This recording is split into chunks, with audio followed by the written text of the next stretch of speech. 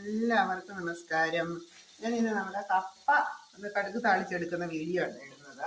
അപ്പം അതിനായിട്ട് നമ്മൾ എണ്ണ ഒഴിച്ച് കടുക് താളിച്ച് ലേശം മുളക് പൊടിയാണ് ഇട്ട് കൊടുത്തിട്ടുള്ളത്. അതിലേക്ക് ഉപ്പ് ഒഴിച്ചിട്ടുണ്ടായിരുന്നു. ഇത് നമ്മൾ നമ്മുടെ കപ്പ ഇന്നലെ വൈകുന്നേരം കപ്പയായിരുന്നു. അപ്പം രണ്ടും ഒഴിഞ്ഞ കപ്പയാണ്. അപ്പം അതും ബാലൻസ് വന്നു. അപ്പം അതൊരു പുതിയ രീതിയിലേക്കൊന്ന് മാറ്റിയെടുക്കുന്നതാണ്. ചെറിയ കഷ്ണങ്ങളാക്കി നമ്മൾ എന്തിന്ന് മിച്ചമുണ്ടായിരുന്ന കപ്പ ഫ്രിഡ്ജിലേക്ക് വെച്ചിട്ടുണ്ടായിരുന്നു. രാവിലെ അതൊന്ന് നുറുക്കിയെടുത്ത് ഒന്ന് ചൂടാക്കി എടുക്കുന്നതാണ്. അപ്പം നമ്മൾ അതിനായിട്ട് കടുക് താളിച്ച് മുളക് പൊടി ചേർത്ത് കൊടുത്തു. പിന്നീട് കളർ കിട്ടുന്നതിന് അല്പം മഞ്ഞൾപ്പൊടിയും കൂടി ഇട്ടിട്ടുണ്ട്.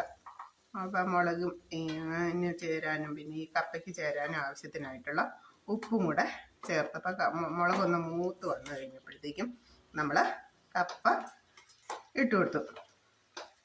ഈ കപ്പ ഇങ്ങനെ ഒന്ന് ഇളക്കി ആ ഉപ്പും മുളകും ഒക്കെ എല്ലാ ഭാഗത്തേക്കും ഒന്ന് പിടിച്ച് ഒന്ന് ചൂടായി വരുന്ന രീതിയിൽ ഇളക്കി എടുത്തു കഴിഞ്ഞുണ്ടല്ലോ, മീൻ കറിയുടെ കൂടിയോ ചിക്കൻ കറിയുടെ കൂടിയോ മട്ടൻ കറിയുടെ കൂടിയോ ഒക്കെയാണ് സൂപ്പർ ടേസ്റ്റാണ്. ഇനിയിപ്പോൾ ഇതൊന്നുമില്ല, വെജിറ്റേറിയൻ ആയിട്ടുള്ളവർക്കാണെങ്കിൽ മോരുകറിയോ അങ്ങനെ മാങ്ങാ ചമ്മന്തിയോ ഒക്കെ നല്ല സൂപ്പർ കോമ്പിനേഷനാണ് കേട്ടോ. നമുക്കിത് ഈ കപ്പ ഒത്തിരി കൂടെ വേകണമായിരുന്നു. ഞാൻ ഇന്നലെ അത്ര വേവിച്ചെടുത്തില്ല. നമ്മൾ ഫ്രഷായിട്ട് ഇങ്ങനെ കടിച്ച് തിന്നാൻ മാത്രമായിട്ടിട്ടത്. അത് സ്വല്പം കൂടെ വെന്തതാണെങ്കിൽ നമുക്ക് ശരിക്കും നന്നായിട്ട് പൊടിഞ്ഞ് കിട്ടിയാൽ ഇങ്ങനെ ഇളക്കുമ്പോൾ തന്നെ. ഇപ്പോൾ ഇത് ഇത്തിരി നേരം ഒന്ന് ഇങ്ങനെ ഒന്ന് പ്രസ് ചെയ്ത് കൊടുത്തു കഴിഞ്ഞാൽ നമുക്കിങ്ങനെ പുഴുക്ക് പോലെ നമുക്ക് പൊടിച്ചെടുക്കാൻ പറ്റും കേട്ടോ.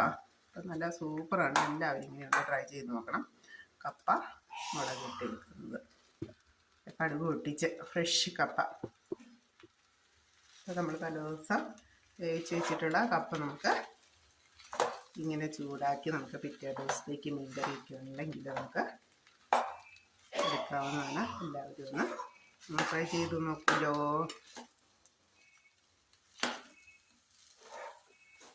മുളക് പൊടിയാണ് ഇട്ട് കൊടുത്തത്.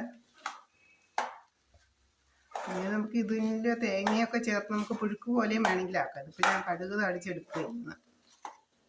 കടുക് താളിക്കുന്ന കൂട്ടത്തിൽ പച്ചമുളകും തേങ്ങയും ഉള്ളിയൊക്കെ ചതച്ചിട്ട് കൊടുത്തിട്ട് ഇങ്ങനെ അരിഞ്ഞ് കപ്പ അതിലേക്കിട്ട് കടുക് താളിച്ച് പുഴുക്കാക്കി എടുത്തു കഴിഞ്ഞാൽ നല്ല സൂപ്പർ ടേസ്റ്റാണ് കേട്ടോ. ഓക്കെ, താങ്ക് യു കൂട്ടുകാരെ, താങ്ക് യു. അടുത്തൊരു വീഡിയോ ഇട്ട് അടുത്ത ദിവസം കാണാം. Thank you.